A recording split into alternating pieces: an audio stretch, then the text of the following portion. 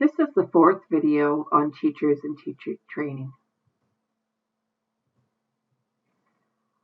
So I want to turn our attention to briefly about religion in the schools. We can ask that question about we talked a little bit about the fact that Christianity was really infused in the teaching training in the 19th century. Today, do teachers learn about religion in their training today? Really only if they're planning to become a teacher in the Catholic system. In the 19th century, though, provisions were made for the religious instruction of normal school students because all politicians believed that, quote, religious instruction is indispensable, that every system of education is imperfect unless accompanied by training in the nurture and admonition of the Lord, end quote. And this was monitored even to the degree that the normal school kept a list of which church each student belonged to, and they would send this list to the clergyman of that religious denomination. And so teachers in training were expected to attend classes for separate religious instruction every Friday afternoon, and those classes were taught by their respective clergymen. And then separate rooms were also set aside for each denomination, although the Catholics had to attend religious instruction at the bishop's palace. As well, students were expected to attend their respective places of worship with strict regularity, and all of this was tracked, of course. So with all these very restrictive rules, why did men and women choose to attend the normal school? Both male and female students sought entry to the Toronto Normal for a number of reasons. Some had been teaching already, but sought the security and prestige of what was called a first-class certificate. Others wanted to improve their teaching abilities or to enter teaching in the first place. Parents often saw an extra year of schooling as a safe and inexpensive activity for their daughters before they went to work as teachers or got married. And then, of course, the financial benefits of teaching was appealing to many, even though the salaries tended to be quite low. For young people and older people who were unable to undertake more physical labor, teaching appeared to be a good option. What is interesting is that there was a significant dropout rate. Over the first 30 years, about between 1847 and 1871 or so, about 25% of all students left early or dropped out. In most sessions, proportionately fewer women than men dropped out, and students left for a variety of reasons. Some were just disappointed in what the program involved. They didn't like the disciplinary requirements. Some had family reasons, and some were just bad teachers. So these normal schools were Ryerson's ideal, but it wasn't possible for all people who wanted to become a teacher to move away from home to attend school like this. And so this problem led to new changes later in the 19th century.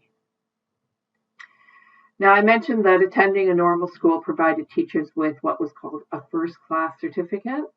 The province could issue what was called first and second-class certificates, but third-class certificates could be issued by local counties. These third-class certificates were only valid for 3 years. So it was meant to be a stopgap. If you couldn't get a well-qualified teacher, you could hire just anybody, basically, and give them a third-class certificate. And the expectation was that these teachers would go on to a normal school, or, as we're going to talk in a minute, after model schools were introduced, that they would be able to go to a model school. So in 1877, these county-based or local model schools were created in order to allow for more inexpensive professional training that eventually became required even for the third-class certification. Now, in terms of what the name means, I think I mentioned this already. Model schools are where teacher candidates learned by doing. It was essentially where they would do their practice teaching. So it was like a practicum or apprentice style of learning how to teach. At the model schools, teacher candidates were to receive practical training in classroom management and teaching methods. And the program was designed with the idea that after a few years of teaching, these model school graduates would go to normal school in order to get a first-class certificate. But, in fact, most model school graduates really had no intention of continuing as teachers past the 3-year limit of the third class certificate. Because the model school program was only 14 weeks in length and they had minimal fees, they would tend to be located closer to where the teacher candidates lived and so on. These model schools became quite popular. The government liked it because the model school program was quite inexpensive. And over the next 30 years, the schools graduated more than 36,000 elementary teachers at an annual cost to the province of $7,000. Now, there were many critics of the program. And one professional teaching journal felt that the model schools were like a teacher factory that was overproducing low-quality teachers, dragging down the teaching professions, and so on. Rural school inspectors complained that the quality of the graduates was poor. Indeed, even the entrance requirements were low. They said that the course was too rushed and there was very little time spent actually on practice teaching. Now, if the model school graduates had been willing and able to later upgrade their qualifications at one of the normal schools, the system might have worked. But only 1/4 of Ontario's teachers went back to school to upgrade those qualifications. For many teachers, a third-class certificate was just enough that they could get that temporary job as a teacher before they left teaching for either marriage or another career. So teaching was often seen as a stepping stone to other jobs. Higher levels of certification was also a problem in rural areas because if you had the first class certificate, in theory, you could ask for a higher salary. So the schools that could afford to pay for a first class certified teacher would get the best teachers. And in rural areas where they might not have had as much money, they would have a harder time to get a teacher. Normal schools also had a reputation of being intellectual backwaters with rigid social rules and so on. As students lived away from home, they were required to live at those boarding houses and so on. And the rules were so strict. So often the idea of attending a model school and living at home was much more appealing. Okay. Now, once we hit the 20th century, things start to change even more.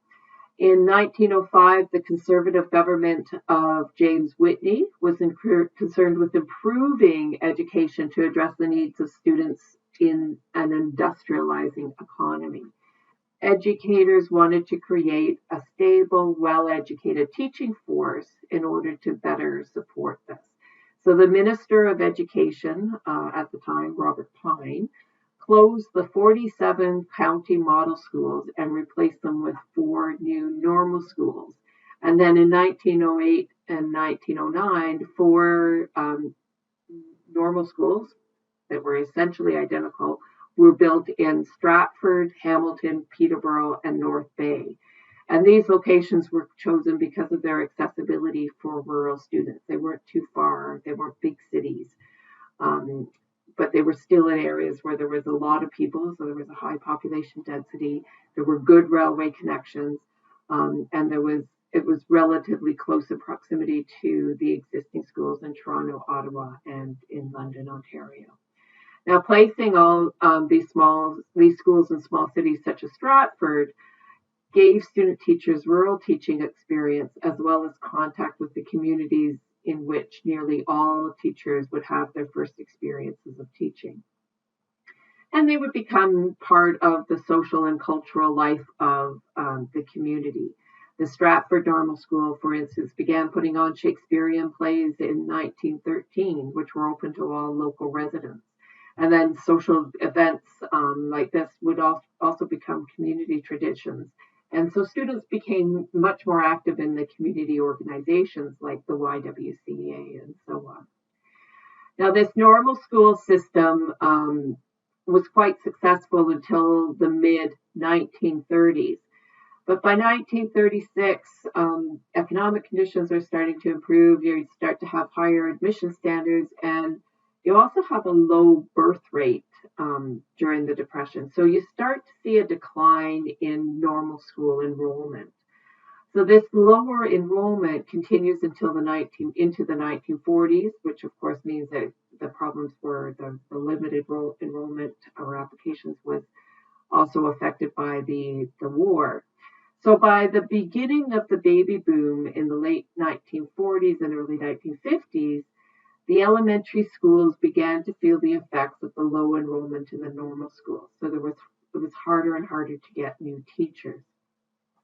A 1950 report by a committee of the Ontario Normal School Teachers Association concluded that a contributing factor to the teacher shortage was a declining prestige of the normal schools. So they were starting to be seen as old-fashioned. The tight control that the Department of Education held over the normal schools had left them, the teachers in them, frustrated. They felt that the curriculum was just stagnating. It wasn't evolving to take into account new research and so on. And the committee recommended changes to the normal school system so that it could be invigorated and encourage enrollment. So in 1951, we do see the principals and teachers given a greater share in the planning and implementation of their courses. But by 1953, there was still this shortage of teachers. So between 1951 and 1959, they actually introduced some emergency measures to try and deal with this shortage of teachers. And so 2 new courses were introduced. There was a 6-week summer crash course, followed by a full year course 2 years later. So you could go for 6 weeks in the summertime, and then as long as you go within the next 2 years, you could go for 1 full year and be done. Or you could do a 2-year course for grade 12 graduates. So if you went immediately after graduating from grade 12, you could go straight into this what came to be called these teachers' colleges. So in 1953, the normal schools were renamed teachers' colleges with the intention that they would give them more prestige and attract more grade 13 graduates. And these measures actually did work, and enrollment at the teachers' colleges increased considerably. In 1966, there's this McLeod report of the Ministers' Committee on the Training of Elementary School Teachers that recommended another revision of teacher training. This report called for all teachers, both elementary and secondary, to be trained in the same university, faculty, or college, and to have a university degree before entry.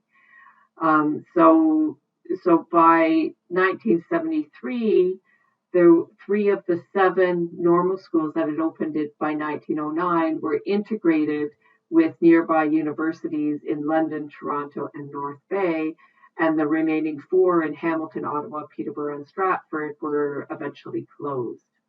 Today, of course, as you know, we need a 4-year undergraduate degree followed by the 16-month Bachelor of Education degrees. I counted about 16 universities now in Ontario that offer some form of teacher education program. I'm going to pause here, and then we're going to talk a little bit more about Catholic women teachers in the next video.